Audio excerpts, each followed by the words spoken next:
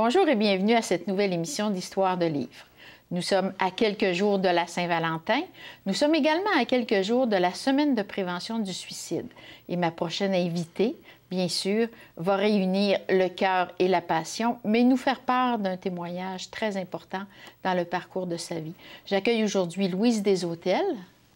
Bonjour Marie. Bonjour Louise. Vous venez nous présenter aujourd'hui un ouvrage qui est tout frais sorti des presses et qui s'intitule « Si j'avais su ». Oui. Cet ouvrage, d'abord, a été inspiré d'une expérience qui vous est personnelle, bien sûr, mais qui va dans le sens d'un engagement que vous venez de prendre pour nous aborder ou pour nous sensibiliser à la problématique du suicide. Mais avant d'aborder même le contenu de votre livre, j'aimerais, Louise, que vous nous parliez de votre parcours de vie. Qui est Louise Deshôtels? Oui, alors moi, je suis originaire de Granby, des cantons de l'Est. Je suis une personne qui a travaillé principalement dans le domaine de l'administration et tout ça, malgré que je suis une très grande sportive. Et la vie m'a amenée, comme on dit, vraiment dans un domaine très différent. Et je vous dirais que je suis quelqu'un qui a vécu beaucoup d'expériences dans ma vie, des expériences qui ont été parfois négatives, parfois positives, mais qui m'ont quand même toujours apporté beaucoup de choses dans la vie, je vous dirais, à une grande résilience à travers tout ça. J'ai toujours su, à travers ces expériences, me relever, avoir cette capacité, comme on dit, d'être capable de se relever d'une dure épreuve. Et je regarde aujourd'hui d'être capable de tourner un événement négatif pour en faire quelque chose de positif dans la vie. Alors, ça nous amène à parler de votre témoignage. Si j'avais su, ça nous ramène à une expérience très marquante dans votre vie. Voulez-vous nous parler dans quelles circonstances vous avez été confronté au phénomène du suicide? Oui, c'est arrivé il y a tout juste 5 ans, au mois de janvier, justement, que mon mari s'est enlevé la vie. C'était quelqu'un, quand on dit jamais, jamais, on aurait pu penser que cette personne aurait pu faire un geste comme ça dans sa vie. C'était pas un gars à faire un geste comme ça. On était très, très surpris, tout le monde, tous les amis autour, à se demander, mon Dieu, qu'est-ce qui s'est passé, qu'est-ce qui est arrivé. Alors, ça a été assez difficile comme épreuve, surtout pour mes 2 enfants à ce moment-là, qui avaient 15 et 17 ans. Ça a été très difficile. Donc, vous avez décidé, après une longue réflexion, un long parcours, d'apporter votre témoignage pour sensibiliser des personnes à ce phénomène souvent invisible de la tentative de suicide. Est-ce que c'est un phénomène qui touche beaucoup de gens? Oui, je vous dirais que on dit aujourd'hui, hein, il y a encore 3 suicides par jour. Et encore en 2009, on comptait 1068 suicides. Et c'est certain, si on compte tous les gens qui sont touchés, autant les endeuillés, les proches, les gens qui ont des idées suicidaires, ceux qui ont fait des tentatives, on dit qu'on estime à plus de 600 000 personnes par année qui sont touchées par le suicide. Alors, c'est important d'en parler. Maintenant, en parler, c'est aussi s'ouvrir, c'est aussi accepter de regarder les gens avec qui on vit et de se regarder nous-mêmes dans nos fragilités. Qu'est-ce qu'on va trouver dans votre témoignage, si j'avais su? Je vous dirais que c'est un peu justement suite probablement à mon propre cheminement que moi j'ai fait, à essayer de comprendre un peu mieux ce geste qui est irréparable. J'ai fait beaucoup de thérapie à travers tout ça. J'ai suivi des formations au Centre de prévention suicide qui m'ont amené aujourd'hui à comprendre ce que je n'ai pas su détecter à ce moment-là. Alors, dans mon livre, c'est certain que j'apporte justement des indices à vous aider à reconnaître certains signes que moi, je n'ai pas su reconnaître à ce moment-là. Et que je dis aujourd'hui, si j'avais su à ce moment-là reconnaître ces signes, probablement que mon mari... Je ne peux pas dire sûr, mais je pense que ça aurait pu faire une différence à savoir si mon mari serait toujours vivant aujourd'hui. Nous avons de plus en plus l'idée que les personnes suicidaires vont manifester des signes particulièrement importants, de sorte qu'on va pouvoir les détecter. Dans le cas de votre expérience, il n'y avait aucun signe. Comment peut-on rester vigilant par rapport à des personnes qui cacheraient leur détresse ou leur fragilité? Est-ce qu'il y a un mécanisme ou une approche de vigilance qu'on peut développer et que vous avez ensuite découverte? Mais je pense qu'une chose, c'est si on doute moindrement, on peut voir, moi, ce que j'avais, comme je vous dis, que j'ai pas su reconnaître, c'est un changement radical de comportement que j'aurais pu, si j'avais su, j'aurais douté. Mais c'est à ce moment-là d'être capable, lorsqu'on doute moindrement d'une personne, c'est d'aller poser les questions, vraiment directement. Aller jusqu'au bout de ça et oser aller dire écoute, ça va-tu, là? Tu peux m'en parler? Est-ce que tu as des idées suicidaires? Il faut vraiment oser le faire. Tous les gens qui sont entourés de...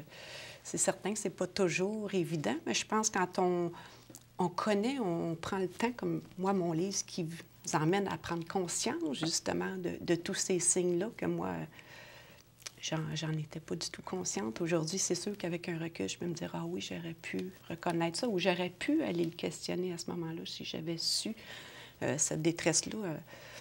Alors, je pense que c'est un petit peu ça, c'est d'en prendre conscience aujourd'hui, des signes qu'on peut reconnaître et à ce moment-là, oser poser la question directement. Il y a il y a la difficulté de témoigner du phénomène du suicide, c'est que c'est souvent très émouvant pour la personne qui l'a vécu. Comment avez-vous pu, dans le cadre de livre, raconter cette histoire-là et en même temps, je dirais, transcender un peu la peine, la douleur, le deuil? L'exercice d'écriture a dû être très difficile. Oui, oui, ça a été très difficile. J'ai même eu, je les appelle mes sages-femmes avec moi, des amis qui sont un peu thérapeutes, qui m'ont aidé justement à aller jusqu'au bout de l'émotion, à aller me replonger dans l'émotion de ce moment-là, comment je l'ai vécu et tout ça. C'est ce qui m'a aidé beaucoup à mettre en mots toutes mes émotions. À qui va s'adresser ce témoignage, Louise? Je vous dirais beaucoup à tous ceux qui souffrent comme mon mari souffrait, hein, dans le doute, dans l'insécurité, dans la peur et tout ça, et qui les emmène souvent très loin de la réalité. Également à tous les gens comme moi qui ont vécu cette épreuve-là, de près ou de loin. Tous ceux aussi qui accompagnent les gens, qui recherchent des outils pour les aider, qui recherchent la façon d'être capable d'aborder ces gens-là, capable d'en parler. Et finalement, je vous dirais vraiment tout le monde, hein, qui tiennent à leurs proches. C'est important d'être aux aguets tout le temps parce qu'on ne sait jamais. En fait, c'est ça, c'est que vous nous amenez à prendre conscience de la fragilité des gens qui nous entourent. Et souvent, c'est un phénomène qu'on oublie.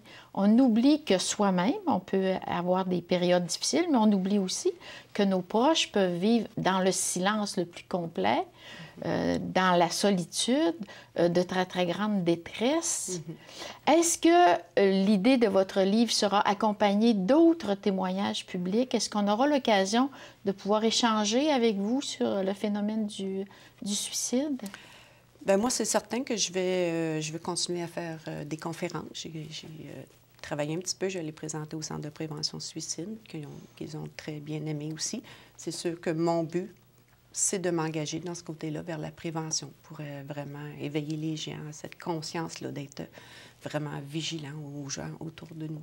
Bien souvent, comme on le disait tantôt, on s'habitue. Moi, mon mari, je savais que c'était un grand insécure, mais je m'étais comme habituée à cette grande insécurité-là et j'ai pas su vraiment prendre conscience que les derniers jours, que l'insécurité a vraiment été plus intense que normal.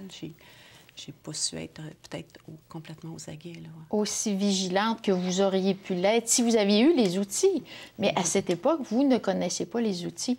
D'où l'importance de ce livre qui permet aux gens de prendre conscience de la fragilité des autres et de savoir comment réagir. Parce qu'on ne peut pas réagir de n'importe quelle façon devant quelqu'un qui nous présente sa fragilité, ou même si nous-mêmes, on est en situation difficile, comment faire pour demander de l'aide? Est-ce qu'il y a un mécanisme?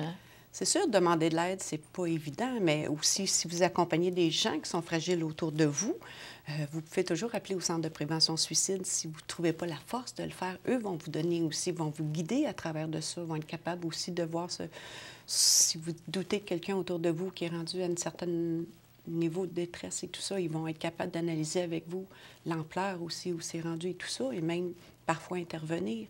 Il faut toujours penser que les centres de prévention suicide sont là aussi pour les gens qui entourent ces gens-là pour vous aider à travers tout ça. Et bien sûr, je pense qu'on a tous aussi une certaine responsabilité personnelle à se prendre en main.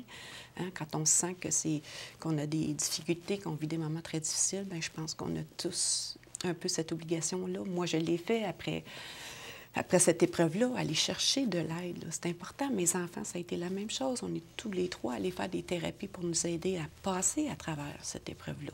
Et ce qui nous a aidés beaucoup aussi.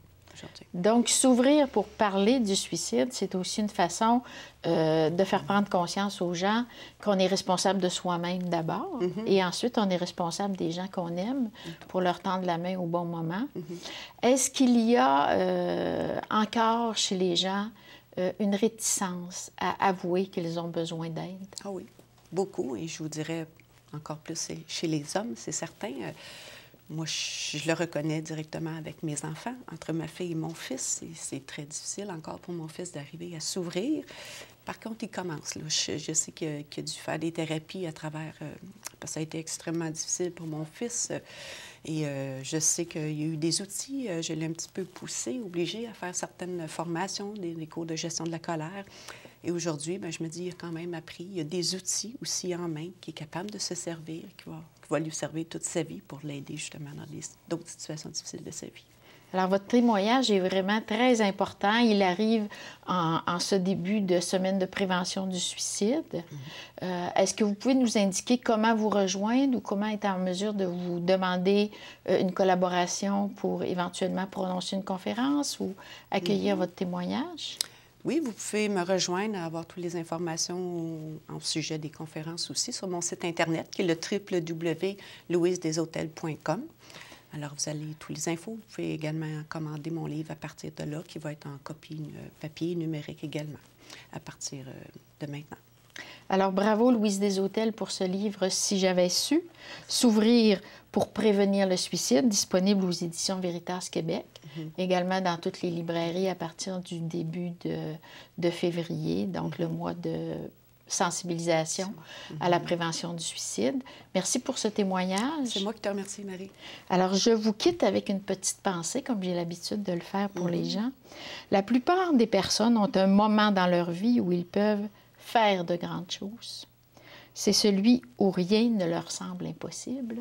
C'est une pensée de Stendhal et je salue votre grand courage, Louise, pour nous livrer ce témoignage.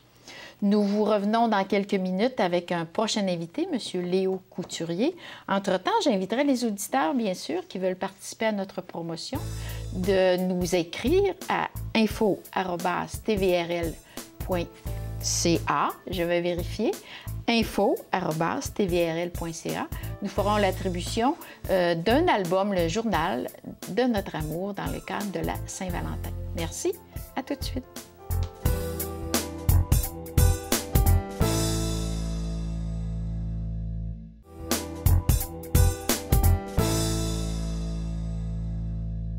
De retour à ce nouveau segment de Histoire de livres, j'ai à mes côtés M. Léo Couturier.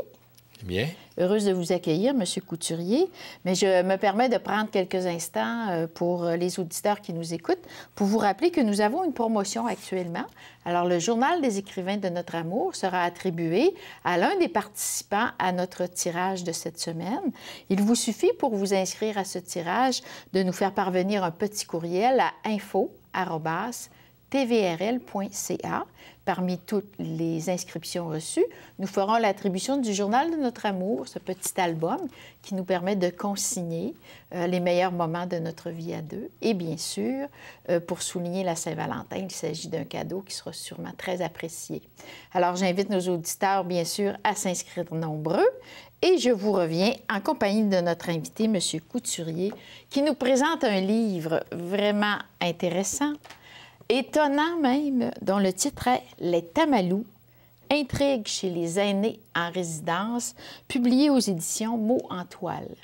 Monsieur Couturier, d'abord, vous êtes un tout jeune écrivain de 84 ans, je crois. 86. 86 ans. S'imaginez s'il mentait de 2 ans sur son âge, ce serait dramatique. Vous êtes parti d'une observation de la vie dans un milieu de résidence pour aînés pour nous proposer ce roman. Comment avez-vous construit vos personnages et votre intrigue? Bien, à l'âge de 80, j'ai déménagé dans une résidence. J'avais des problèmes médicaux. Et puis, rendu à la résidence, c'était un endroit qui était très tranquille. Il y avait une piscine. J'ai commencé à nager, faire de l'exercice. Je suis revenu en forme. Aujourd'hui, je suis en meilleure condition physique que je l'étais à l'âge de 80. Alors, présentement, je demeure au Marronnier, qui est ici à Laval. C'est un endroit fantastique pour les gens de notre âge. Mais c'est un milieu de vie en même temps. C'est un milieu où on vit activement. Oui, il y a beaucoup d'activités sociales. Il y a de la danse, il y a un tas de jeux. L'été, on a ce qu'on appelle la pétanque. On a un lac tout près qu'on peut aller faire des exercices. Et puis, moi, je vais à la natation 5 jours par semaine, du lundi au vendredi. On a une belle piscine. Mais vous avez des sources d'inspiration sur les lieux. Oui. Et puis, à tous ces gens-là, les gens de mon âge, ça raconte des histoires. Hein? Et moi, j'ai écouté leurs histoires. Il y en avait des bonnes parmi ça. Alors, pour ne pas les oublier, j'ai commencé à prendre des notes. À force de prendre des notes, j'ai dit, tiens, je vais en faire un livre. Alors, je les ai appelés ça les tabalous. Quand j'ai rentré ici, la dame m'a demandé, c'est quoi les tabalous? Je lui ai dit, moi, j'ai mal au cou, j'ai mal aux genoux, j'ai mal partout. T'as mal où, toi? Alors, elle a parti à rire, elle venait de comprendre. Hein? Alors, c'est un livre qui est très léger, avec beaucoup d'humour. C'est des faits, c'est un reflet de notre génération. Alors, nous sommes plusieurs, nous sommes 1100 où je suis. Hein? C'est réellement une ville. Un bel endroit. Une ville dans la ville. Oui, un village. Mais comment avez-vous tissé? Vous avez d'abord repéré des personnages qui vous intéressaient. Vous avez créé un petit univers qui nous rappelle ou qui nous donne un reflet de ce qu'est la vie en résidence. Oui, comment dirait-on? Vous défaites les préjugés, en fait. Bien, il y a beaucoup de gens qui ont peur d'aller dans la résidence, mais il ne faudrait pas parce que c'est réellement un endroit qui est conçu pour nous. Il ne faut pas attendre d'avoir... Tamalou. Non, mais il ne faut pas attendre d'être incapable de socialiser. De socialiser ou être pas autonome. Hein? Alors, moi, je dirais, en 70, 75... au lieu de vivre tout seul dans un appartement, vous êtes plus confortable dans une résidence, vous avez de la compagnie, de la sécurité. Les soins ou le support nécessaire. Le support, voilà. Puis on a sur les lieux un système de santé qui est tout près. Et puis si on a une urgence, ils sont là. Moi, je trouve ça, avoir su ça avant, j'aurais été à 10 ans avant, plus tôt. J'ai attendu jusqu'à 80 et d'avoir des problèmes pour y aller. Et puis... mais je suis très content d'être là. Et puis, ça va très bien.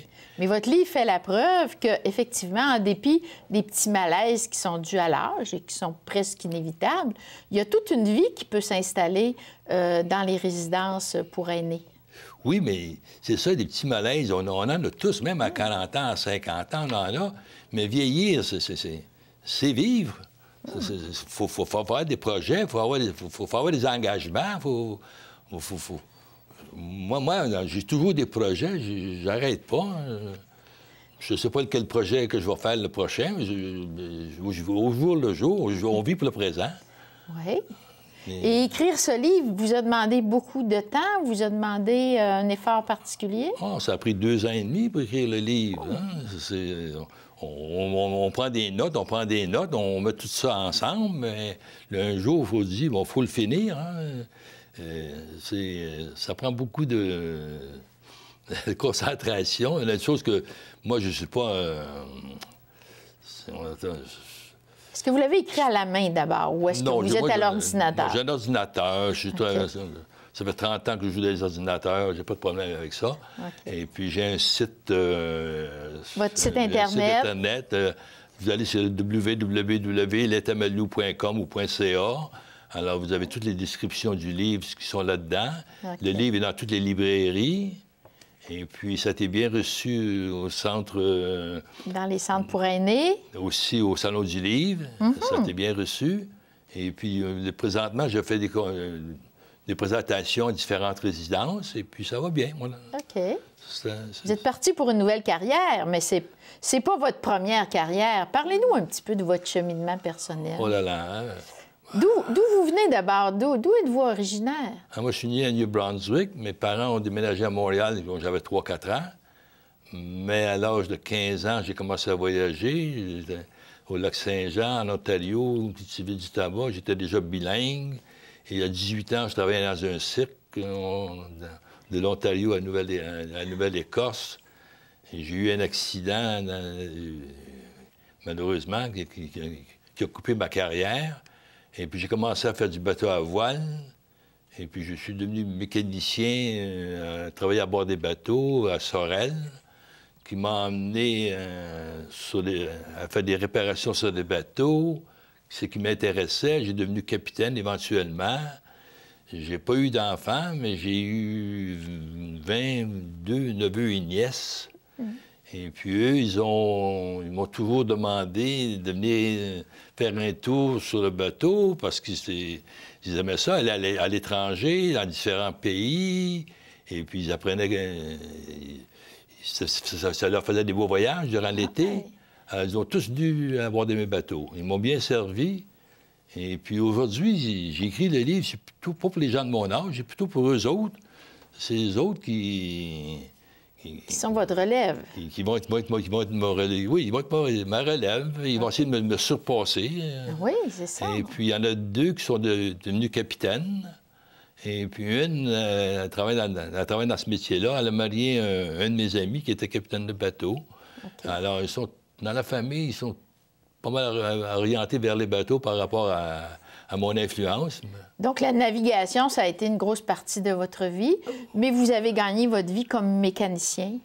Oui, jusqu'à capitaine. Ouais. Jusqu'au moment de devenir capitaine. J'ai fait ce travail-là pendant une cinquantaine d'années.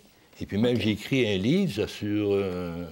Oui, votre premier ouvrage. Le premier ouvrage était Captain On va le montrer à la caméra, parce que ça va peut-être intéresser les gens de le regarder aussi à la caméra. Alors ça, c'est votre parcours comme capitaine. Oui. OK. Quand j'ai pris ma retraite, je demeurais à Toronto avec mon épouse. Et puis, question d'aller dans les résidences, elle ne voulait pas, elle était beaucoup plus jeune. Alors, elle restait à Toronto. Moi, je suis ici. Vous étiez vraiment un homme atypique, on pourrait dire. Déterminé, globe-trotteur. Vous n'avez pas été le genre de personne à faire la même chose toute sa vie dans la routine. Vous avez toujours exploré. Je suis toujours déplacé. Inventé, vous adapté à la vie. Et quand vous abordez un 3e âge, presque un 4e âge, vous trouvez encore les moyens d'inventer votre parcours en devenant écrivain, finalement, en communiquant d'une autre façon. Puis après avoir écrit un livre, il faut le publier, puis il faut trouver... Il faut en parler. Il faut trouver des personnes comme vous qui peuvent nous aider, et puis il faut se débrouiller, il faut en parler. Il faut en parler, il faut le partager. Si vous aviez un message à livrer toute votre vie durant, qu'est-ce qui vous a motivé à être une personne aussi différente, engagée, un explorateur presque de sa vie? Non, les gens ont peur de tout. Il ne faut pas avoir peur, il faut foncer. Donc, votre message... Il ne faut pas avoir peur de faire des erreurs, d'être refusé. Si ça arrive, on se reprend. La 2e fois, ça fonctionne, ou la 3e. Alors, M. Couturier, si vous aviez un message à transmettre aux gens qui nous écoutent et qui résumerait bien votre vie, quel serait-il? Bien, pour faire confiance à la vie en faisant des nouvelles expériences, pas avoir peur de demain. Demain, c'est l'avenir. C'est à venir. Hein? Justement. Puis moi, je trouve ça fantastique. La vie est belle. Même à 86 ans, ça a toujours été des belles expériences. Mais c'est ça. Vous nous faites la preuve, en fait, que l'idée d'avoir peur de tout est un peu une idée qui va nous empêcher d'avancer dans la vie. Oui, les gens ont peur d'avoir peur. C'est ridicule. Pourtant, la vie, c'est une belle affaire, c'est beau. Il y a toujours des nouveaux projets, il y a toujours, ça nous amène toujours des belles rencontres. J'ai rencontré la semaine passée, on ne s'était jamais vu. Quel plaisir d'être ici aujourd'hui avec vous, c'est formidable. Non, c'est un beau message, un bel enseignement, effectivement. Et l'idée même de partager ça à l'intérieur d'un livre. Et dans le livre, les gens qui lisent ça, mes neveux, mes nièces, ils m'appellent, ils trouvent ça au bout, c'est réellement drôle. C'est des anecdotes, un reflet de notre génération. C'est ce que nous sommes. Bien, moi, je salue chez vous l'idée même d'oser explorer de nouvelles façons de s'exprimer, de nouvelles façons aussi d'embellir nos jours. Hein? Et l'effet d'avoir écrit et de le partager maintenant, votre expérience d'écrivain, d'auteur, avec les gens autour de vous, va vous permettre de passer vos messages. Oui, mais les jeunes, là, les baby boomers, là, ils ont 60 ans, mes neveux, ils sont de l'âge de mes neveux, mes nièces. Éventuellement, ils vont venir là, dans les résidences ici. Hein? Je leur dis de ne pas se presser. Hein? Nous autres, on n'est pas pressés de partir. Ben oui, c'est ça. Vous voulez profiter de votre vie jusqu'au dernier jour. Ils vont prendre notre place, mais on n'est pas pressés. Hein? Ils attendent leur temps. Alors, pour être une source d'inspiration, vous leur dites, effectivement, vivez pleinement votre vie. Chaque âge peut être important, intéressant. Il s'agit de le meubler correctement.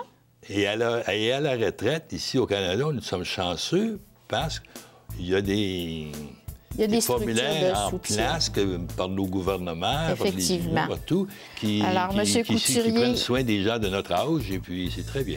Je dois déjà mettre fin à cet entretien. On aurait pu jaser encore longtemps. Alors, j'invite les gens à se procurer le livre « Les Tamalous, intrigues chez les aînés en résidence » aux éditions Mots en toile, et bien sûr de s'inspirer de vos personnages pour vivre pleinement. Je vous laisse avec une petite citation. Elle est de Roger Ferdinand. « Ce qui me gêne, ce n'est pas mon âge, c'est l'âge des gens qui ont mon âge. » Merci beaucoup et à bientôt. N'oubliez pas notre petit concours. Vous vous inscrivez à info@tvrl.ca. À bientôt.